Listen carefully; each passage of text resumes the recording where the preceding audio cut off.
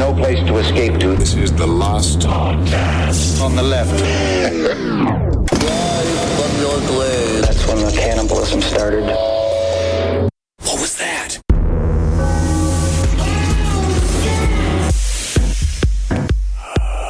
You're out there, you're packing up your car there. Where are you going with the family? Oh, that's funny. You're going to IKEA? That's so weird, because I haven't been to IKEA in years. Oh, yeah. I keep it real local. You know what I'm saying? Real local.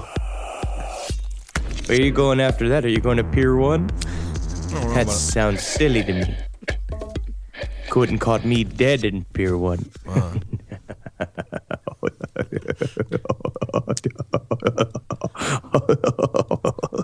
It's an inside joke with myself. Well, you have fun now. Any of you sick? Any of you not feeling too good? You sure?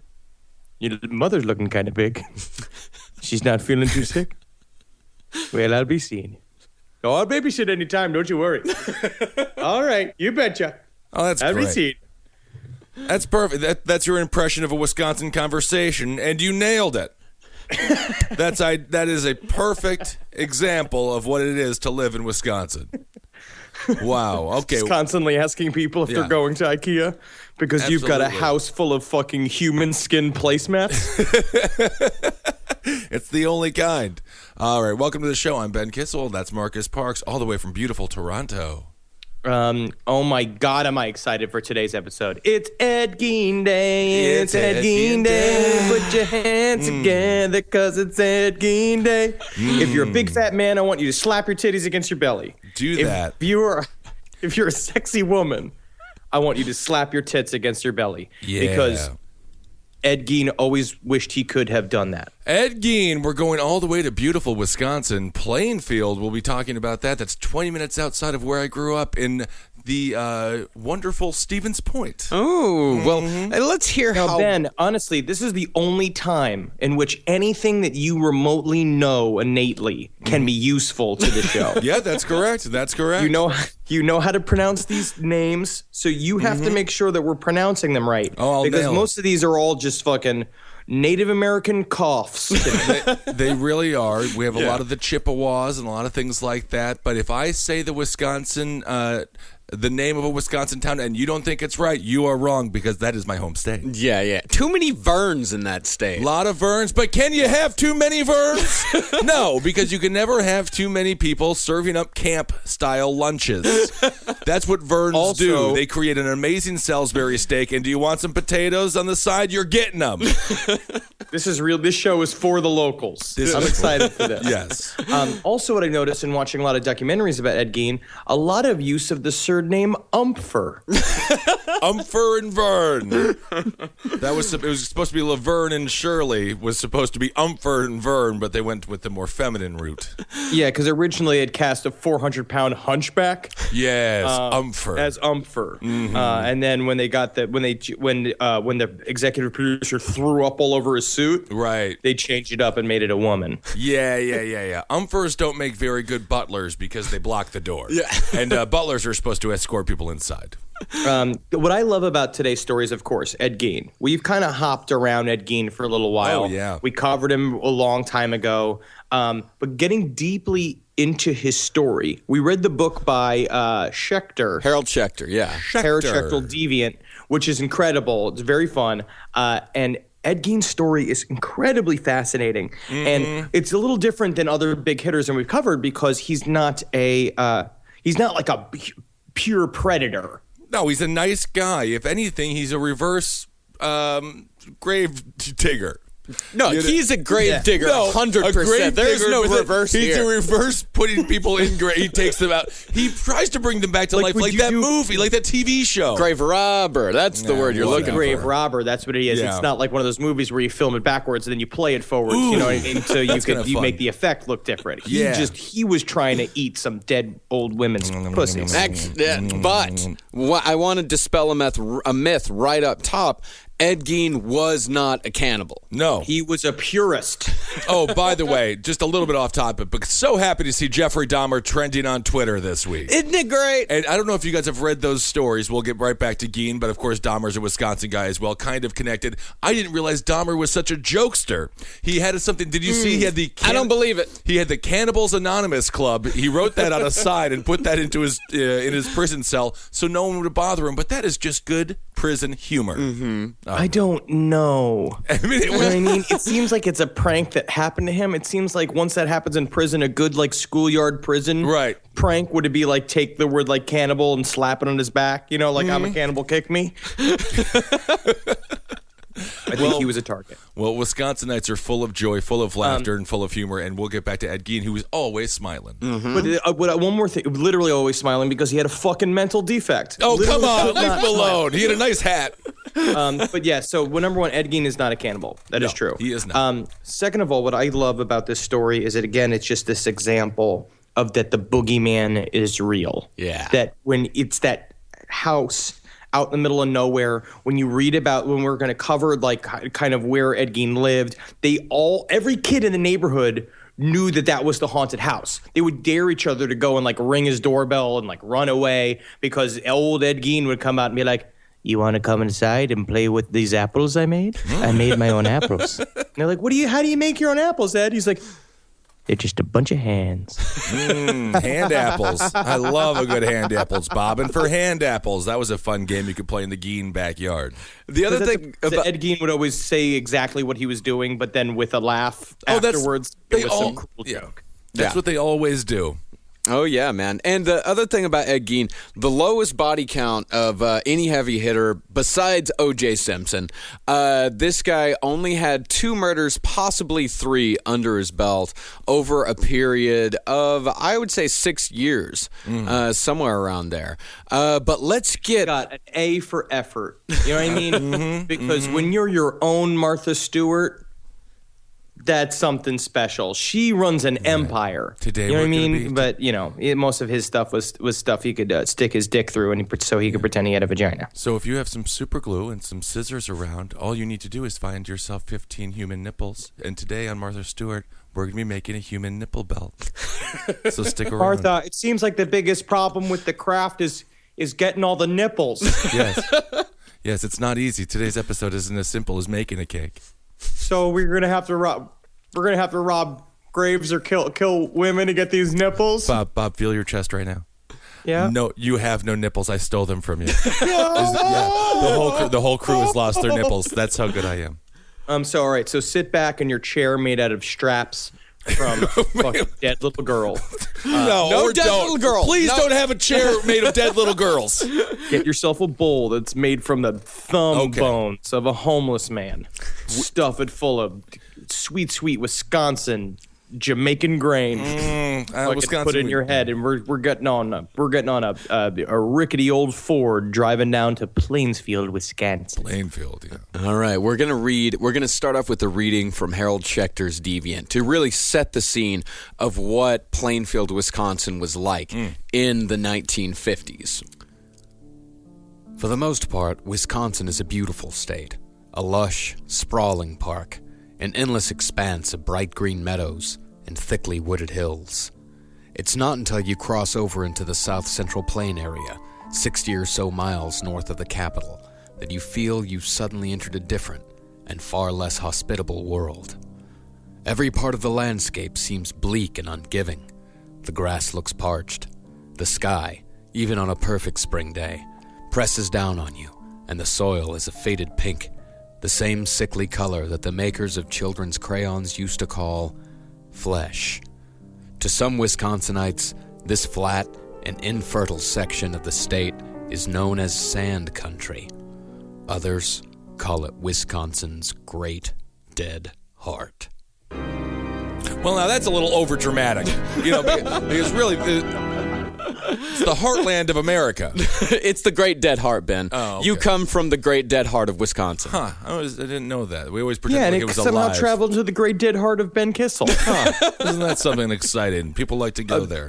Can I ask real quick, have you ever been to Plainfield? Yeah, we used to go try to find his grave, but at that point, this was, mid-'90s, late 90s. It had already been so destroyed that they had just taken it away already at that point. And I think it's in some museum now somewhere. Cool. Well, the hometown of Ed Gein, Plainfield, seemed to exemplify the so-called Great Dead Heart of Wisconsin. And in Yes. fact, the state guidebook at the time characterized the town simply as just nondescript. Right. Oh, I love to go to a nondescript place. I also for a love- vacation and I put paper bags on me and my family's heads, so it's all totally anonymous. And then all we do is drink water, and we stay there for about 4 hours, and then we leave. That's literally what you would have to do in Plainfield, Wisconsin. I love the idea of the Wisconsin guide. Like there's some family going on a Wisconsin road trip. Oh, let's check out Plainfield. What's that all about? Well, it says here it's got a mailbox, and it's got a guy who can. Oh, look at that! He can fart when you point at him. Oh, isn't that something? That seems to be most town folks around that area. Gotcha. That'll be a nickel. That's a nickel. And a nickel goes far. Well, the population in Plainfield never rose above 800. Most of the residents were just poor, struggling farmers. Even the name of the local body of water seemed to confirm this bare, hopeless nature. The settlers called it Sand Lake. Yeah. That just showed that they didn't understand water. Yeah, that's the thing. I think they thought sand was water. They wanted to call it Water Lake, but they just got it all wrong. No. We can't be calling it Water Lake. That's redundant. All right? Yeah. We got to call it something fun like Dirt Lake or Sand Lake. But despite it being a barren and miserable place, it was still a close-knit, very prideful community, the kind of place where you'd have your annual Christmas pageants, your potluck dinners, Yeah. big events attended by the entire town, including Ed Gein. So the Gein family, let's go way back and start with the patriarch of the Gein family. Let's start with George Gein, Ed's father. Now, everybody knows that every good serial killer starts with a really strong father figure. Oh, Somebody absolutely. who really fucking guides their life and helps them. A good, healthy family structure that he encourages education and, assimilation into society. Oh, of course. Well, George's entire family died when George was only 3 years old. They all died in a flash flood. They legitimately were just going into a town on a cart, and it literally just started raining, and they just watched the water come. Yeah, And I just think that what it comes down to is that the Geins just wanted to go. I think Right? that's true. And when you say flash flood, yeah, everything is slow in Wisconsin. It's coming. Oh, yeah. Oh, Oh, look at that there, Oh, that Betty is- Jean. It's funny how it's like, it's getting higher. it's higher. It's What you doing to getting higher like that? mean, Hey, we've been- Betty Jean, why don't you go check and see if it's actually getting higher or if I just might. I got water on my glasses from when I was sucking out of the ravine. yeah. Well, George grew up to be an utterly insignificant man, a drunk prone to bouts of anger and self-pity. And then there was the love of Ed's life, his mother, Augusta. I gotta say this, even just him describing Augusta, I kind of fell in love with her. Oh, Augusta's amazing. She's close to 330 pounds Gotta of be. pure muscle. Tits like the front of a battleship. Oh, yeah. A face like Ernest Borgnine if he was also half cigar. No. They said that she wasn't pretty, but she was a handsome woman. She was a handsome woman. And in Wisconsin, it's a utilitarian society. That's good. That's what you want in a lady. A good stock, a strong, a good wide stance. You want a woman that if a cow breaks its leg, she can just strap it to her back. And drag Exactly. it through a field. Exactly. She was a stern disciplinarian, self-righteous and domineering, Stop it, completely Marcus. I'm getting hard right now. I know. Augusta. self-assured in every one of her beliefs, and these beliefs should be spread, she believed, and preached to every single person that she came into contact with. In other words, the classic evangelical Christian pain in the ass. Yeah. I mean, she was beyond judgmental, and she was one of those people people that blamed all of the ills of the world on the harlots and the hussies that roamed the streets, tempting men into abominable sin or worse. It's so weird because the women that are normally this type of judgmental are never like a size 3. You know what I mean?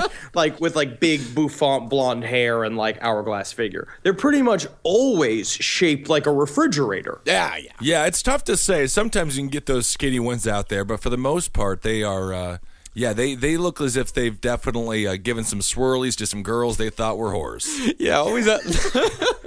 Could you imagine? Because that's the thing is other women being so terrified of Augusta if she thought you were a whore. And you're literally just going to like an office interview. Like you're just trying to get a job and you're wearing like a pantsuit and just like, you goddamn whore trapping around, just grabbing you by the ankles and snapping you like a towel. That's what she does. She believed that sex was a despicable act that should only be done to procreate, and even then, it was not to be enjoyed. In fact, Ed said, if we were meant to have sex, Ed said that she told him, if we were meant to have sex, the Lord would have made it enjoyable. I want to watch her having sex with poor George. Oh, poor George. Oh, so I made you But how I imagine that she did it is that she would get him hard and then pull his dick back behind his balls and fuck him from behind into her own vagina. Oh, don't you know? That's okay. Okay. Thank you, Augusta. You just lay there and let me finish it myself. You worthless piece of shit, George. You can't even get hard for me. Thank you. Thank you. Wisconsin men are very, very nice because they outnumber women. It's like, there's like 60%. At this point, it was probably even more like 70-30 or something. So they're so nice. And these women, they just do very, very mean-spirited things to these poor guys. Oh, yeah. And the marriage was predictably horrific for every single person involved. George was constantly berated by Augusta, but you could also say that she might have some reason to berate him. He was almost an aggressively lazy drunk. And sometimes he would refuse to even speak for days on end. He's been shell-shocked. He's so torn down. He's so beaten down. He's just like, he's completely resigned to his fate that he's going to die in an easy chair. Yeah. But the way they courted each other is also like straight up. She just chose him because he was tall. Yeah. Oh, that's what she was obsessed with, the fact that he was tall and had a strapping good, like, because he had sort of like what she called a regal stance, because he was tall and broad-chested, but he was never a good worker. Because basically when his family died, it set the tone for his whole life, and everybody told him like, you should have died with him. Yeah. She chose him with, sitting in the corner of some smoky bar with chewing tobacco in her lips, spitting into a spittoon. She looked at him and she's like, yeah, that's the one. That's the one I'm taking home. And then he was just so thrilled a girl was talking to him, and then he had no idea that was going to be the worst situation of his life. Oh, my God. And he was one hell of a drunk, although she was completely sober all the time. And in fact, when he came home drunk, she would start berating, you're just a drunk, George, you're just a drunk. And he'd start flailing at her with open hands, just hitting her again and again. She'd fall to the floor and just keep hurling the insults. And after each beating, that's Augusta could take care of herself. And they described it as flailing with open hands. So it was pretty much just a slap fight. And then after he finished with her, she would just get down on her knees and just pray for his death. I always find that something like this, it's like, I understand we had rough Christmases too in my family. Like we were it was a very intense household, but I would say that it's just like not great for kids. No, not ideal for kids. Am I going out on a limb? No, I think it's safe to say when George comes home drunk and has the slap fight with Augusta, that's not the best evening for a child's life. And then she's got to pray for death. You got to pray for his death while Ed's just Dear Lord there Jesus Christ. I want to hear that prayer so bad. Well, nevertheless, in 1901, Augusta allowed George to implant his seed in her musty, unwelcoming hole. Yeah, I saw that. Yeah, I saw that you wrote that down there in the outline. Musty, unwelcoming hole. I think it's a pretty accurate representation. I don't know if if you took off her underpants, right, and she had the sweetest, greatest vagina on the face of the planet, honestly, and it drove. George insane. It's possible. It's possible. That's what she's protecting all these years. Yep. On January 17th, 1902, 2 days before my birthday, Augusta gave birth to Henry Gein, the oldest of the Gein good one. boys. Yes. They both stayed single until the day they died, but Which is really creepy. Living with your parents until your early 40s. No, I mean, not for Plainfield. That's pretty standard. Pretty typical. I suppose so. 4 years later, Augusta decided she could try again because she wanted a girl, someone that was free from the sins of man. She allowed George into her bed once more, and poor Edward Theodore Gein was Eddie Teddy. created. Yep, Eddie Teddy. Sweet Eddie Teddy was born. Eddie Teddy's created with drunken PBR-riddled sperm as Augusta stared blankly into George's eyes. Literally, these personification of born into the world with hate. And I also love this sentence from Deviant. And Ed would not be sinful. He would not be like every other man in this abominable world. He would be pure. He would be good.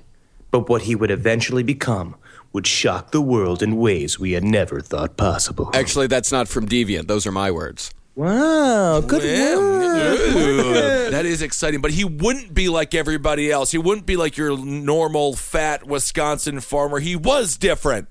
He was different. And we were talking, Bruce Jenner. Oh, my God, the transitioning that Bruce is going through. And I love that. And if you're trans, we support you 100%. But no one was there for Ed. No. I want to wear human skin, he said, and everyone mocked him and made fun of him. Well, we'll get this probably later more into in the second part of this series, but this is very appropriate that we're doing this episode during Bruce Jenner's coming out because, I mean, all Ed wanted to be was a lady.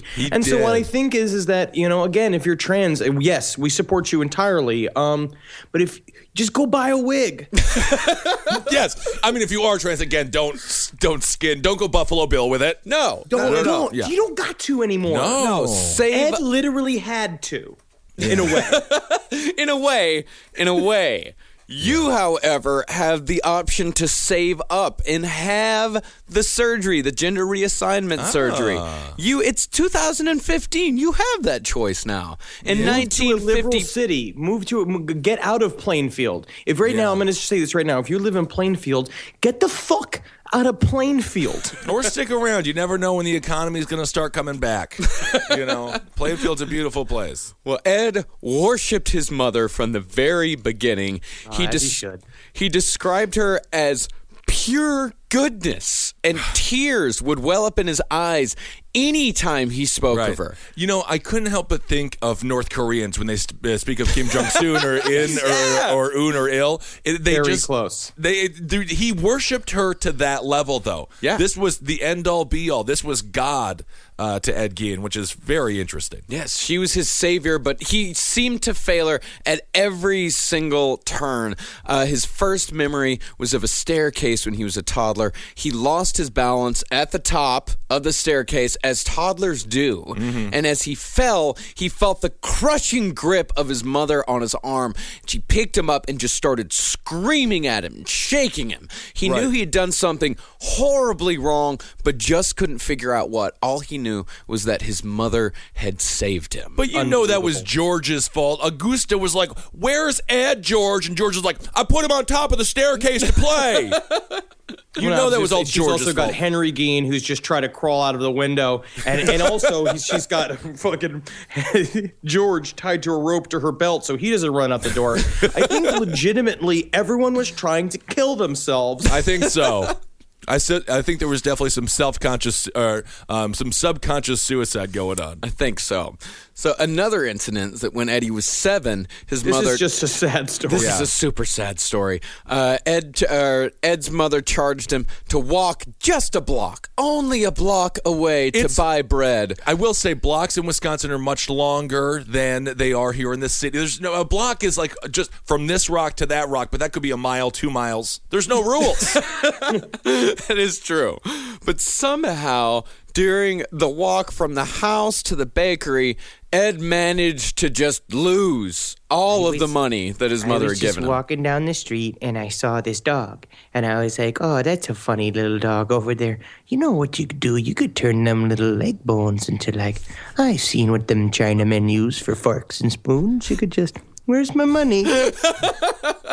Where's my money? Maybe he planted it. Maybe he thought he was going to make a money tree. Kids are fun. So he came back empty-handed, sobbing and terrified.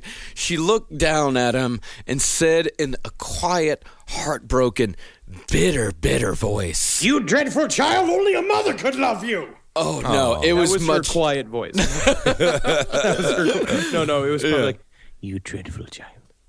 Only a mother could love you. Oh, Augusta. It's cute. I love Augusta. I wish she was my mom. I gotta tell you, reading Deviant, and if you're reading Deviant and trying to flirt with people, I feel like there is a there is a fucking problem like working through in my body. You know what I mean? Where I just keep seeing like flashes of Augusta. Right. Whenever I'm talking to a woman. Right. And I'm just like, oh no. That's what I you want. are. When you go on dates, you're supposed to break down walls. You're building them up, Henry, reading things like that in public. Oh, yeah. And there's actually another book about Ed Gein that I also took some information from. It's called Psycho. It's not as good as Deviant, but if you're an Ed Gein fanatic as I am, it's worth the read. Why aren't there any books just called Farmer? You know, friendly guy around town. Psycho and Deviant. These are very leading titles. Artist Yeah, might that's work. the problem. Yeah, they're very judgmental. I think so. And I can't believe, the kind of judgment heaped upon this guy. Yeah. You know, because, I mean, yes, he had a fucking cardboard box full of salted pussies that he would drape over his own dick and balls. But he also was a son and a brother. He was a son and a brother. We'll figure out what happened to his brother here in a second. But So Ed's first experience with death came around the same time as the bread incident. Not too long after Eddie's birth, his mother took complete control of the family's destiny and opened her own grocery store in La Crosse, Wisconsin. This is also interesting. We're going to find later on with the only two victims that Ed has that he loves local businesswomen. His mother was she was a very solid businesswoman and a go-getter. Like, that's why it's like when it came down to basically the whole family had to rely on Augusta Gein because she was the only one getting shit done. she was, and this was not an easy thing for a woman to do. This is the 50s, maybe the early 60s at this point. Oh, no, this is 1912, 1910. When she opened the supermarket, it was 1910? Yeah, it was Holy shit. So you think about what a woman's role was in society then, and this chick goes down to La Crosse, Wisconsin, your typical traditional Christian place. No one wanted a woman to own a supermarket, and that's how strong Augusta was. Oh, She yeah. literally had to take the supermarket from the man who owned it before by putting him in a headlock. Yeah. And You don't think I can't choke you to death with my own tits? Exactly. She did everything like one of those the glow wrestlers, gorgeous ladies of wrestling people. just get hard thinking about it. So there was a building behind the store where the family slaughtered the animals. Can I read a passage from Deviant about this? Please. Behind the meat and grocery store was a windowless wooden outbuilding which he was forbidden to enter, Ed. As a result, it exerted a tremendous fascination.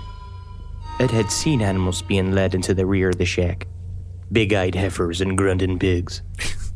And on several occasions he had heard a fearful bellowing coming from behind its sagging boards. Curiosity blazed in him. One day, when his parents weren't around, he went out through the back door of the grocery and stepped quickly to the prohibited place. The door was open a crack, enough for him to peer inside. There, hanging upside down from a chain in the ceiling, was a slaughtered hog.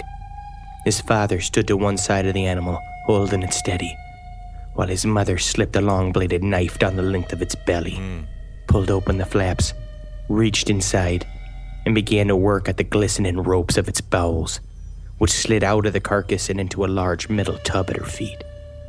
Both his parents had on long leather aprons, spattered with blood. He must have made some sort of noise. Oh, jeez Something like that.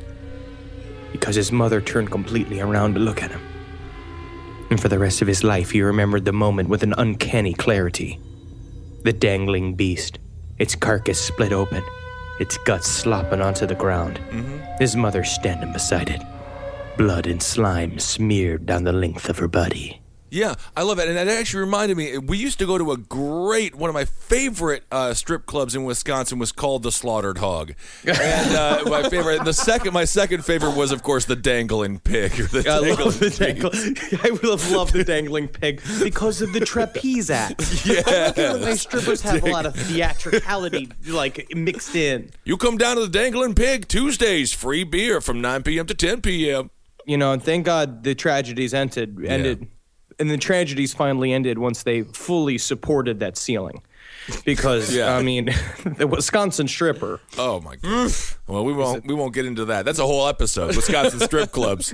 But it's interesting to me that they didn't encourage him to watch the slaughter of the animals. They did have some sympathy to the idea that this would scar a child. Because that's what they said. One of the more, they talk about how when he was growing up, he had a lot of feminine qualities, which his father fucking hated. Yeah. Giorgio hated how attached he was to his mother. He thought he was a mama's boy, which is the truth. It's what he was. Yeah, he's the definition of it, yeah. But he would cry horribly all the time at any sort of provocation. He was very weak. He was very sensitive. Yeah. A little too sensitive. Well, George, you know what I mean? If George was just more of a father figure, I think the whole house structure probably could have worked out a little bit better. Oh, yeah, I think so, too. There were a lot of mistakes made in the Gein household. Right. So in 1913, Augusta decided that the Geins would be farmers. So the small, miserable family bought a homestead outside of Plainfield, Wisconsin, the same home that Ed would eventually do all of his horrific deeds. The appeal of the house in Augusta's mind was the extreme isolation, as she had come to regard La Crosse, Wisconsin, where the family had previously lived, as a modern-day Sodom, where hussies ruled the streets. Yep, gals there, they showed a little ankle, It was ridiculous. It's 1913. How much skin could they have shown? Well, they can show a lot. There's definitely a lot of clothing that has to cover it up. There's a lot of surface area that could be exposed. Sure. I love the supermarket, though. That would be crazy to be, know this story and then to have actually shopped in the Gein family supermarket. Oh, yeah. Oh, very interesting. Yeah. So just fucking Ed just sitting there with a steak on his head, just being like, "Have you seen my new hat? I think it's fun. It's keeping the sun out of my eyes, but I keep getting all this blood in my mouth." Oh, good kid. So really, Augusta didn't really care all that much about Henry Gein. Ed was her project. Ed was her special little guy. And Augusta thought that out in the wilderness, he'd be safe from the influence of all of the harlots. The house, it was just surrounded by nothing but meadows, marshlands, just little clumps of dying trees, and acre upon acre of pale, sandy soil. That's exactly what Ed needs. He needs isolation. Desolation, isolation, loneliness. Should he be around educated people who might try to help him with his mental problems? No. Put him near the bushes.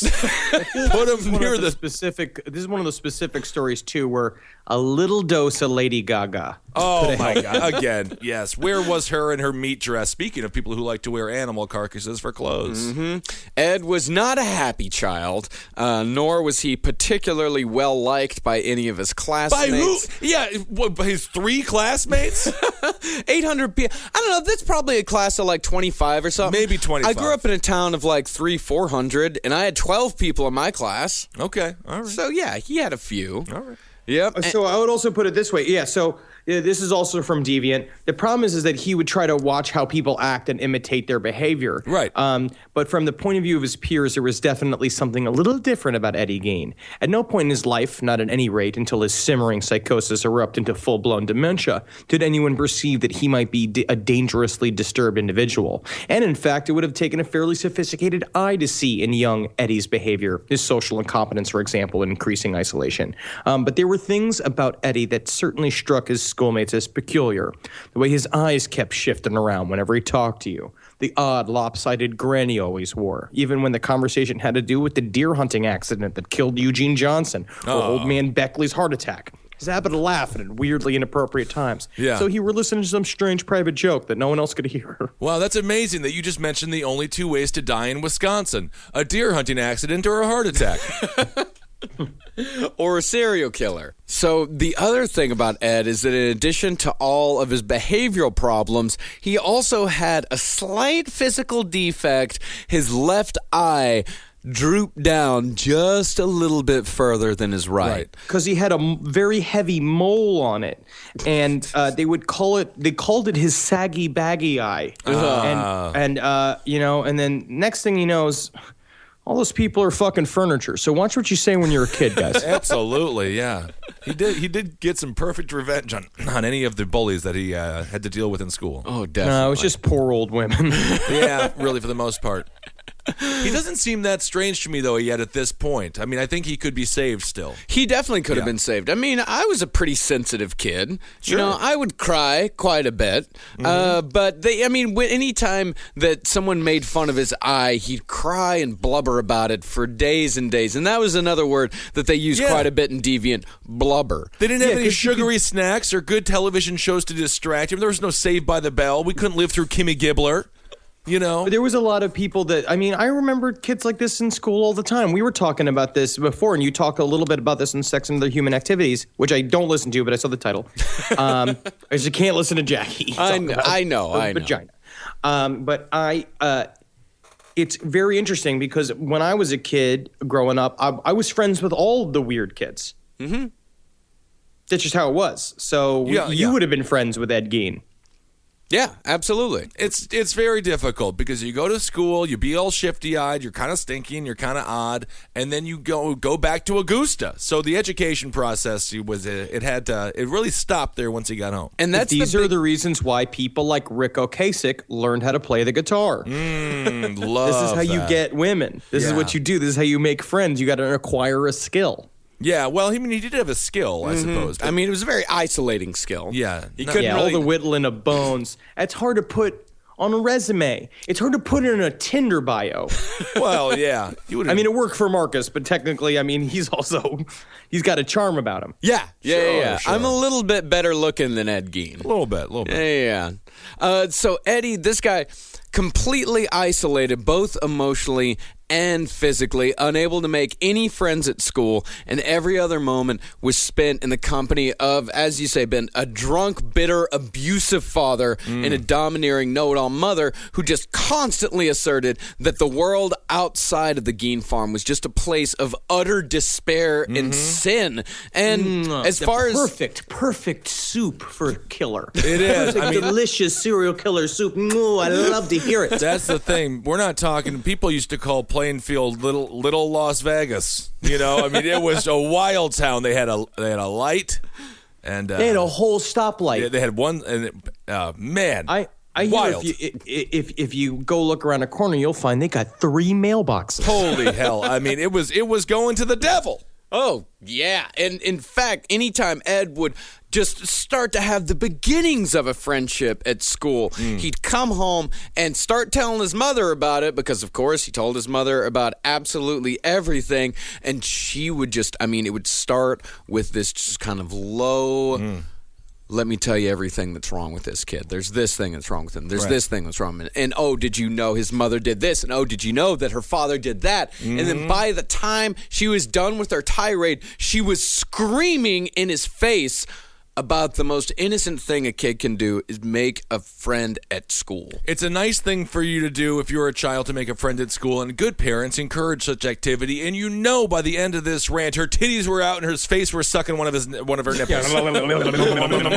Now come back. Now come to mommy, Eddie. This is what you need. Yeah. Do your friends have these big mustard cakes? No, Mother, they don't. They certainly don't. But one day I will. All over the house. In that corner, you know where you put the sugar? I'm putting nipples in the sugar.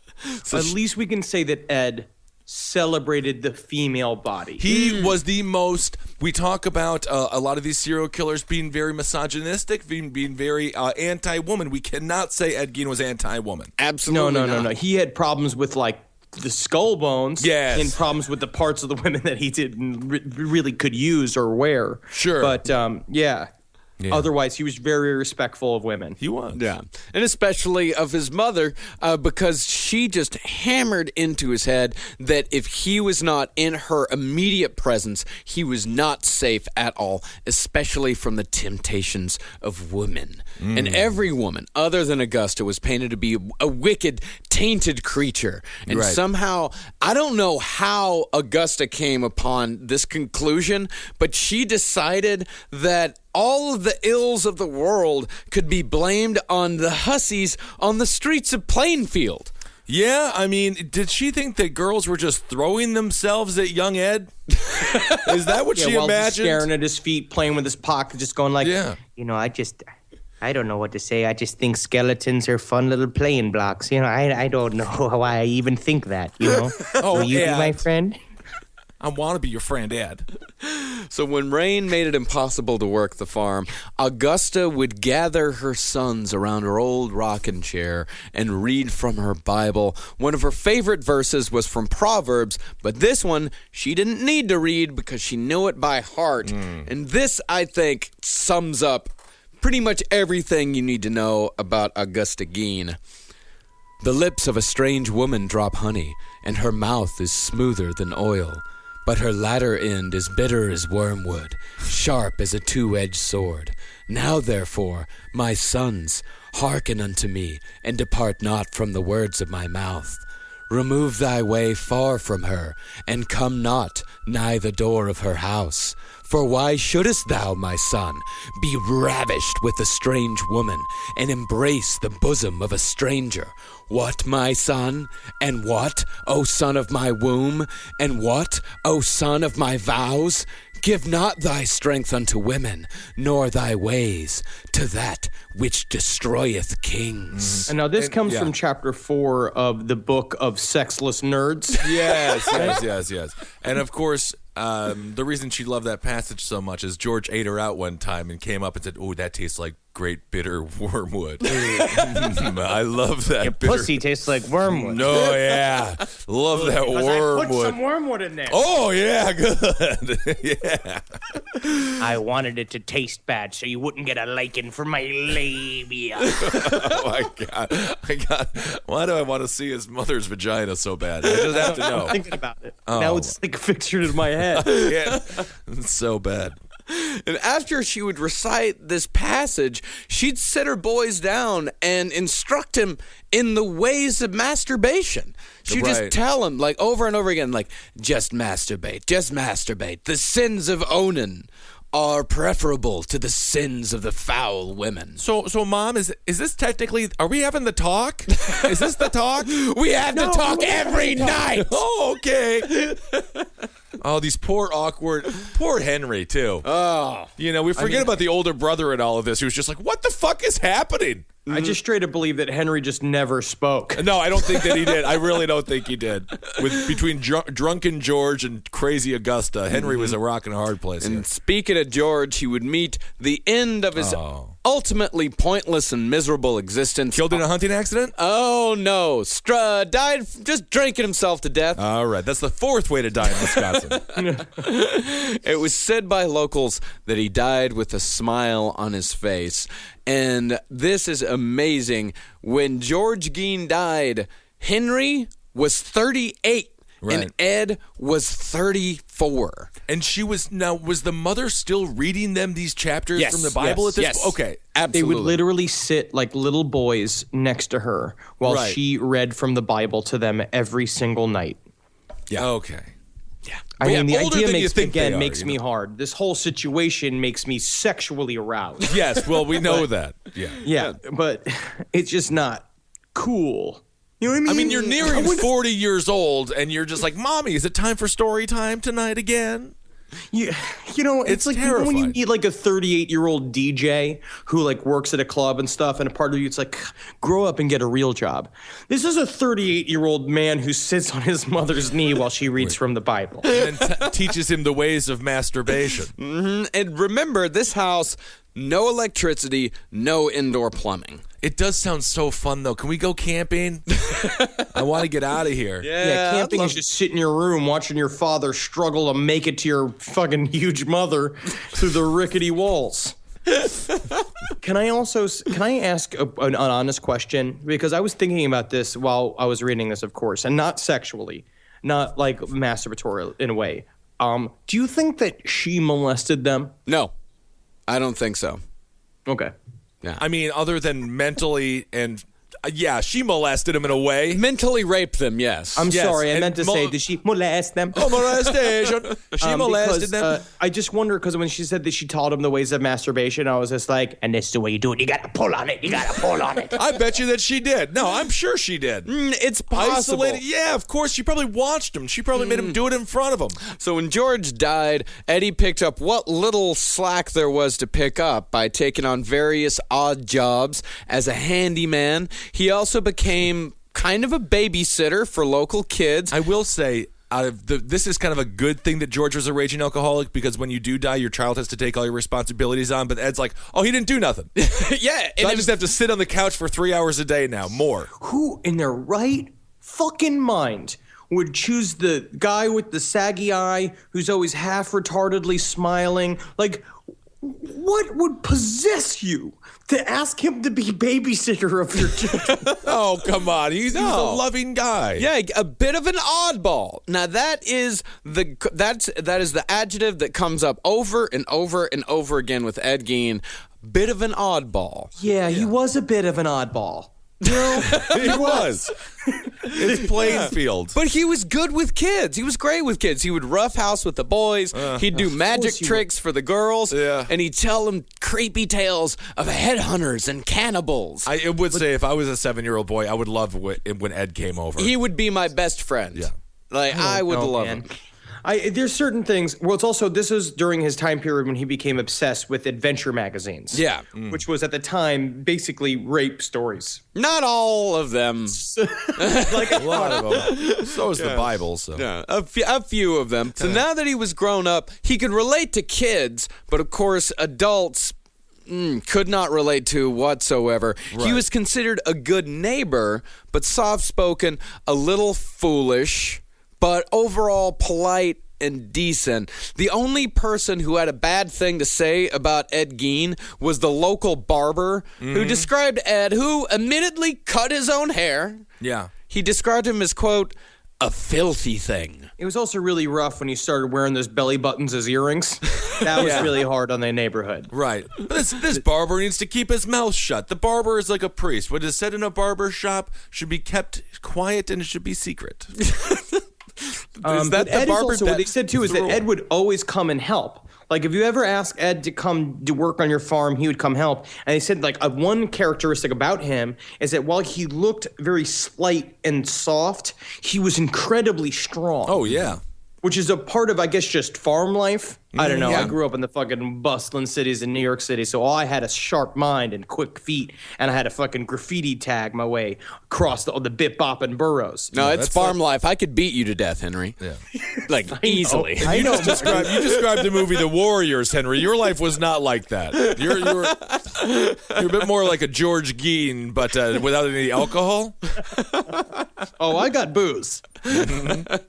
So Ed, his relationship with Henry, pretty good. He got along with his brother for the most part. Henry, definitely a little more independent than Ed, but Ed looked up to Henry because Henry actually got a job outside of the Gein farmstead. He oversaw a crew of Jamaicans on a public works project, and for some reason, Ed considered that to be the highest achievement. And how hasn't that been a major motion picture? The Jamaican construction crew working in Plainfield, Wisconsin. Those poor men who had to go talk about culture shock. Yeah, in 1952. Is like they're like, all right. What we're gonna do? It's about Jamaican, Wisconsin construction workers. We're looking at it's like a cross between Cool Runnings and 12 Years a Slave. Okay, perfect. Those Jamaican, I would love to hear the Jamaican story of what they thought of the white culture of Plainfield. They probably just kept silent and looked around, and there was like, is there a safe place where we can talk? Because everybody's in the woods. They always hide out in the woods. They dress like deer, man. They dress up like deer. You can't tell who's white and who's just a deer, man.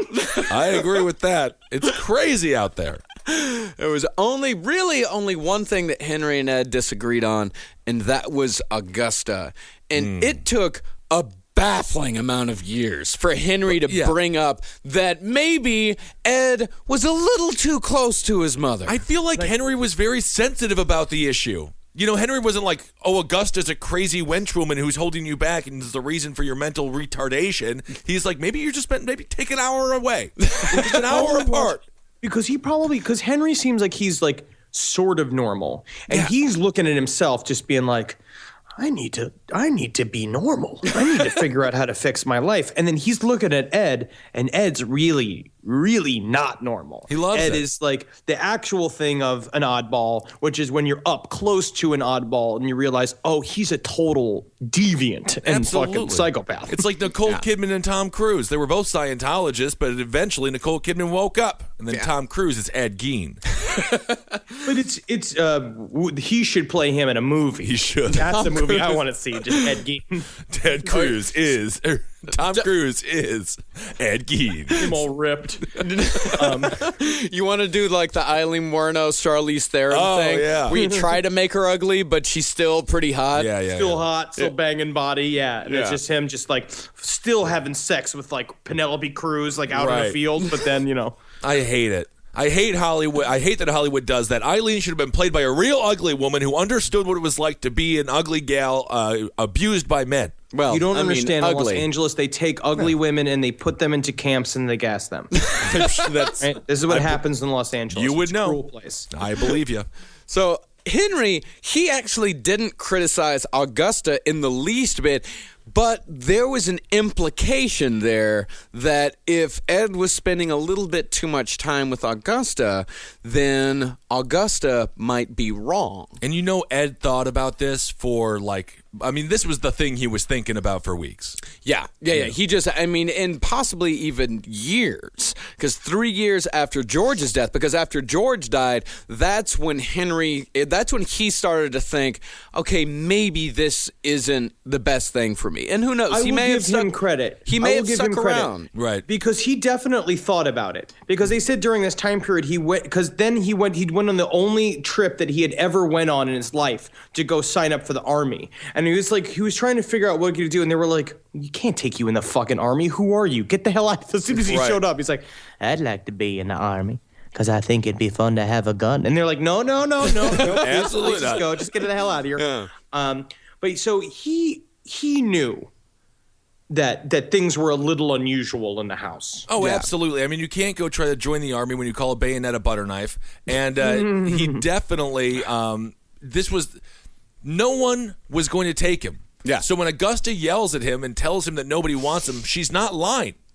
Well, she's made him that way. Well, Yeah, she has made him unlovable. Essentially, by anybody except for her. And he doesn't really want to be loved by anyone except her. His entire world revolved around Augusta, and the only love that he wanted in this world was the love of his mother. Yeah. And 3 years after George's death, Henry Gein would be dead as well. And this is a matter of speculation, huge speculation, probably the biggest matter of speculation surrounding Ed Gein, that he may have actually killed Henry. I'm just going to start a little whisper campaign right now. He did it. He may have done it. I think there's a strong possibility that he did it. He did it. He may have also been killed by the elements while fighting a runaway brush fire. Yeah, but then they found him, and he had no burn marks on him, and his clothes were completely fine, and he was choked to death. Okay. That was the thing. They found him, and they said that maybe the fumes from the fire had caused him to asphyxiate, but it was just like Ed who found him. Ed was the only one with him. Right. He went out and, he was like, oh, like he did the thing where he saw Henry choke, and he was like, help.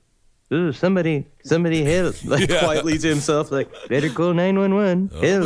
Help. My brother's dying. Help. Until he was good and dead, and then he ran and got help. Yeah. Right. So, yeah, I mean, this would require Henry to be like, I like to go down to fires and just take a deep breath. I mean, because he never caught fire. Well, they were fighting fires from both sides. You know, they were trying, it was on their land, they were trying to save it. And Ed, he said his version of the story is that they split up. He went back to find Henry, couldn't find him because darkness was starting to fall. He went back to town, but when he brought authorities back out, he was able to go straight to Henry's body. Nailed. See, that he wasn't creative enough to like stumble upon it. Yeah, just kind of fake it. No, and when they asked him like how he was able to lead him straight to the body, he just kind of shrugged and said, "Funny how that works." What work? Please. It's not funny how it works, Ed. There's nothing funny about it. It's your brother. He's dead. That is a funny joke, Ed. That is funny, isn't it? Cops how that works. I just don't think the police arrested murderers until 1998. When was I mean, you could do whatever you wanted back then. They used the Robert Durst explanation for many years of just being like, he had his reasons. Yeah. Well, they weren't big on investigation for a really long time. No. Like, it was just because they thought, like, you know what, there's no way that, little old meek Eddie Gein could hurt anybody, much less kill him. He had also been known in town for having an extreme aversion to violence. Yeah. That he wouldn't even go hunting, which is like a fucking very weird thing in Wisconsin, especially in that community where everybody went fucking hunting. Everybody. They actually called him, I forgot about this nickname they called him, Eddie's just another weak-acting Casper Milquetoast. Yeah, that's a very, very high insult. Oh, that's high. That's an insult in the highest degree in Wisconsin. So Casper, are they talking about Casper, Wyoming? No, Casper the ghost. Little scaredy cat. Oh, scaredy ghost. I think this was before Casper the Ghost. No, Casper the Ghost was around in the early 1900s. I don't think you know your comic book history that well. I know my history. You just like funny things that look like globs of semen. I laugh at a lot of strange globular things.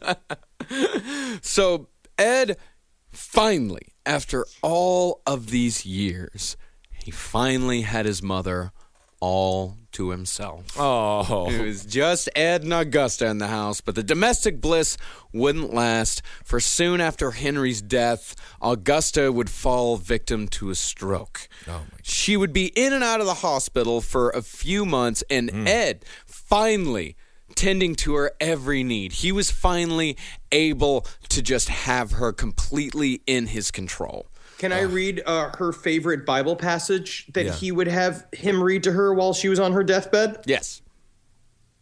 Thank you. O Lord, rebuke me not in thine anger, neither chasten me in thy hot displeasure. Have mercy upon me, O Lord, for I am weak. O Lord, heal me, for my bones are vexed. My soul is also sorely vexed. But thou, O Lord, how long? Return, O Lord, deliver my soul. O save me for thy mercy's sake. For in death there is no remembrance of thee. In the grave who shall give me thanks? I'm weary with my groaning. All the night make I my bed to swim. I water my couch with my tears. Mine eyes is consumed because of grief. It waxeth old because of all mine enemies. Depart from me, all ye workers of iniquity, for the Lord hath heard the voice of my weeping. The Lord hath heard my supplication. The Lord will receive my prayer. I love it. It sounds like Prince of Nottingham from Robin Hood, Prince of Thieves. Or King of Nottingham. A little bit of Rael in there. Yeah, great. I love that. Very fun. So Ed was able to tend to her every single need, but her end would come in the winter of 1945, a week before her death. This is the trigger. mind you, this is the trigger for Augusta's death. Ed traveled to the farm of a man named Bill Smith to buy a little bit of straw. Augusta, she's still on the mend from her first stroke, but she had absolutely no faith in her son as a negotiator, so she came along, of course.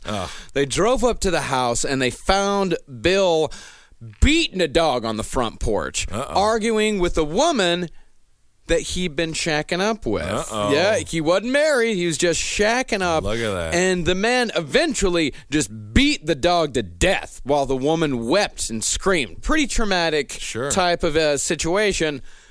The death of the dog, Augusta could not give less of a fuck. It was the mere sight of this so-called harlot that upset her the most. She just ranted and raved about the sin of these two for a full day and night, would not stop talking about, and completely exhausted herself. And just a few days later, she dropped dead of a second stroke, killed by her own judgmental nature. Thank God. And, you know, it's funny because she had a stroke. She was like, oh, that's a whore, a harlot. You know, half of her face is going south. It's terrible. That was the close to the most boring story setup of all time, where Ed Gein went down to Bill Smith's house to buy some grain. That's like a Wisconsin tale. Oh, my God. Well, let me tell you something about old Eddie Gein. One day, he was going to Bill Smith's house. Yeah. Turns out Eddie needed to buy a little bit of straw. Oh, my God. That is just one of the darndest things I ever heard. Ain't it, though? He's absolutely sinister. That's something about it. I'll tell you that, going to buy straw. That's something sinister I've never heard. Who needs straw when you're living on a farm? Straw's fucking everywhere. Think about it. And of course, Augusta, her obituary, I think, sums up the feelings that the townsfolk had for this woman perfectly. Miss Augusta Gein died at the Wild Rose Hospital on December 29th of a cerebral brain hemorrhage. The body was brought to the Galt Funeral Home, where services were held December 31st. Reverend C.H. Wise officiating. She is survived by one son, that fucking weird guy Eddie, who lives in the home farm southwest of here. Wild Rose. That's a fun hospital to go to. Go down to the old Wild Rose. And a real shitty way to spend New Year's Eve as well. Oh, yes. Yeah. And the only people to show up to her funeral were a couple of her family members, specifically her two brothers, who were also unmarried. Oh, that is a fun little thing that makes everybody totally isolated and weird. Yes. I would have loved to see this funeral. And of course, Ed was there, inconsolable, weeping uncontrollably, his face just covered with tears and snot. Bet you he feels bad about killing his only family now. And he told the congregation she was too good, just too good for all that suffering. Oh, he loved his mom so much. Yeah, and after I just feel bad. And after a local woman tried to console him, saying she was finally at peace, he said, "Yep, she's truly at peace. Now I'm alone. I'm truly alone in the world." What a cry for Ed. But then, first of all, it's like but while you're trying to offer solace, you're like, yeah, I mean, okay, yeah, sure, yes, I'm just trying to say, feel better. I know. Why are you being you're weird, man. Yeah, I mean, he's weird. But I'm sure, he had to embrace a woman very aggressively and hold her far too long at some point during these services and then realized, that ain't Ma. Yeah.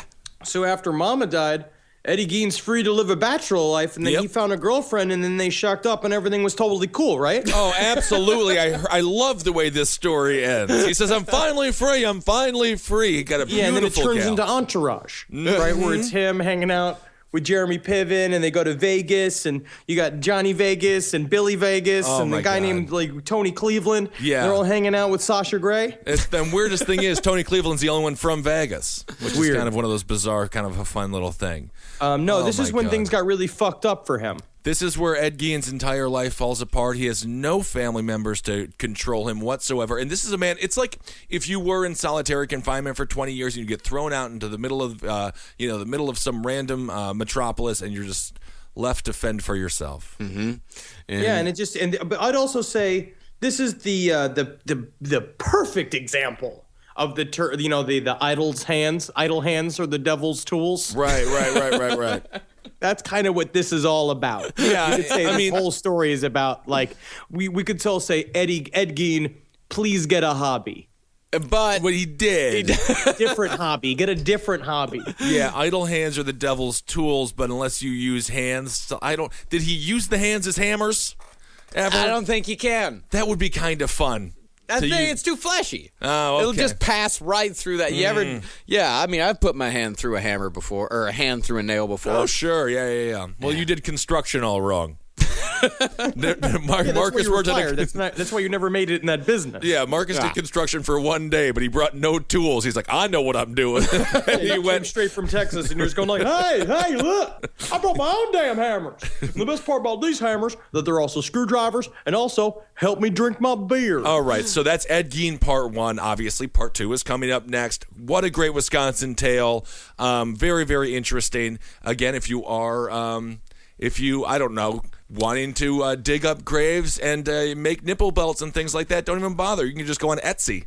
Yeah. And buy your own nipple belt. It's already been made for you. I mean, really, if Ed would have had the internet, none of this would have happened.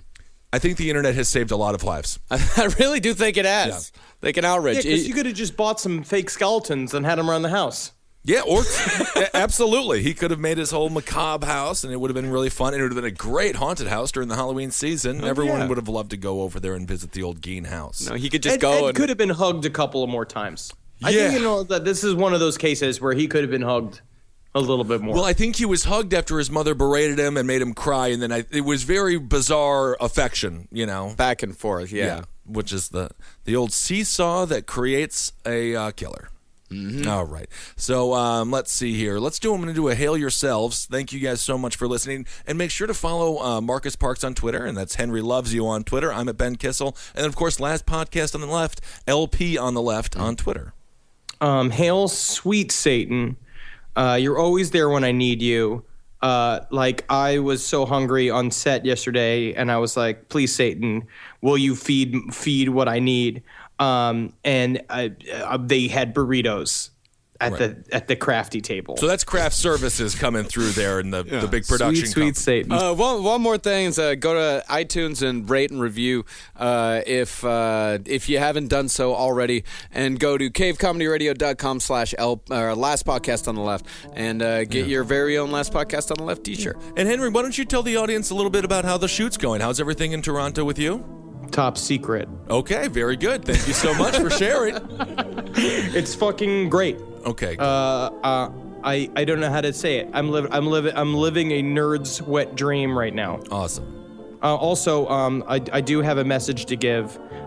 Christopher Russo wants to say to Anos Sionis that he loves you and you were right, and he wants you to come home. Wow, isn't that something? And thank you guys so much for supporting the shows that Marcus and I do as well here on CCR. We had 3 in the top 200, this past week or so on iTunes, so that really means a lot to all of us. Yeah, we're really choking the airwaves with our thick fucking cocks. Yeah. Oh, yes.